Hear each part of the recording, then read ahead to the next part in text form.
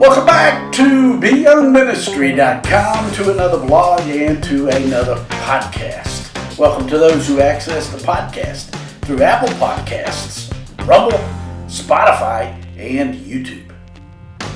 Today we continue in our study of the book of Genesis. We're in chapter 43, verses 32 through 34, which reads, "So they set him a place by himself, and them by themselves, and the Egyptians who ate with him by themselves, because the Egyptians could not eat food with the Hebrews, for that is an abomination to the Egyptians.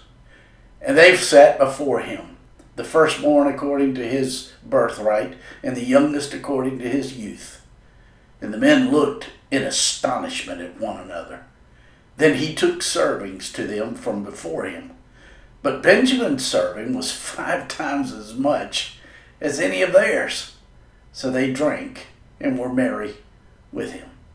That's Genesis chapter 43, verses 32 through 34. Today we conclude our study of Genesis 43, where Joseph is meeting with his brothers in his house in Egypt.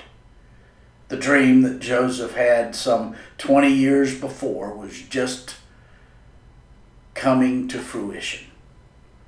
The ultimate reason God gave to Joseph those 2 dreams was to point everyone to the Lord Jesus Christ, before whom all mankind ever created or will be created will one day bow our knees before him.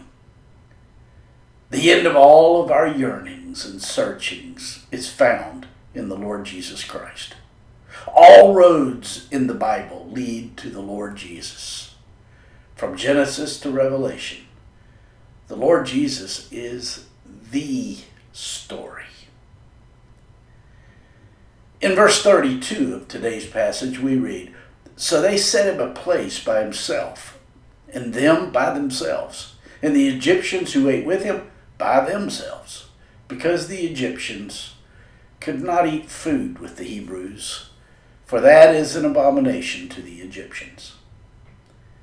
In the dining area at Joseph's house, there were at least 3 separate tables, or 3 areas for dining. Joseph was set by himself, certainly as a sign of his position and authority. But there was still another separation, that of the Egyptians and the Hebrews. The Egyptians who dined there were high officials, and for them it was wrong to eat with foreigners because of past foreign invaders. In verse 33 of today's passage we read, "And they sat before him the firstborn according to his birthright, and the youngest according to his youth.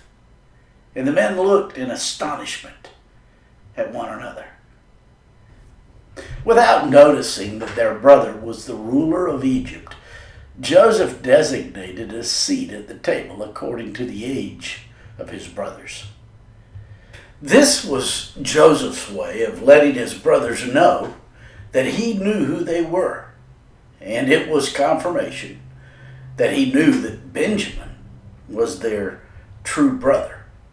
When it dawned on them that they were seated in this particular arrangement, their minds were blown.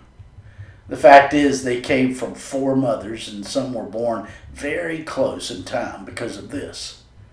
The chances of anyone guessing their age and birth order, particularly 11 of them in sequence, would have been unimaginable.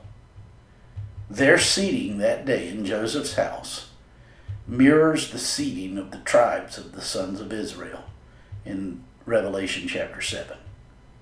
Since the destruction of the temple in AD 70, the tribe of each individual Jew is actually unknown, and yet 12,000 will be seated from each tribe according to the list given in Revelation chapter 7. In verse 34 of today's passage we read, "Then he took servings to them from before him, but Benjamin's serving was 5 times as much as any of theirs. So they drank and were merry with him.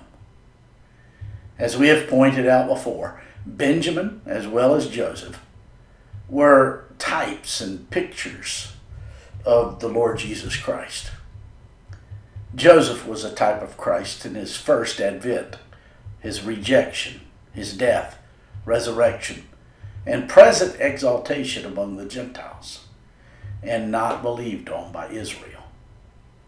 Benjamin was a type of Christ in that he was the son of sorrow, pointing us to the cross of the Lord Jesus Christ. Benjamin was also the son of my right hand, which the Lord Jesus will be in his future millennial kingdom. Toward the end of today's passage, we read, Benjamin's serving was 5 times as much as any of his brothers. Joseph granted 5 times as much food to Benjamin to show them that he was the favored brother, even though he was the youngest. He was a son of Rachel, who consistently pictured God's grace. Joseph used an object lesson to instruct his brothers that day. The entire time that Joseph had been removed from his brothers, Benjamin had been there with his brothers. Benjamin was called the son of my suffering by Rachel, and the son of my right hand by Jacob. The Apostle Paul was from the tribe of Benjamin. He was also the apostle to the Gentiles, and his consistent message was that of grace. The grace of God in Jesus Christ to the Gentiles, and I might add to all mankind. And not only Paul, but all Jews who have received Christ as Lord. Each is a faithful witness to the righteous remnant preserved by God. This was what Joseph was actually hinting out in this meal. That Christ is Lord of all. Christ is the Son of the right hand. And Christ is the Son who suffered, fulfilling the law and granting us grace, which was pictured all by Benjamin. My friends, I trust this blog and this podcast are helping you in your walk with the Lord. If I can be of further assistance to you, shoot me an email at BYoungMinistry@gmail.com. Hey, have a great day.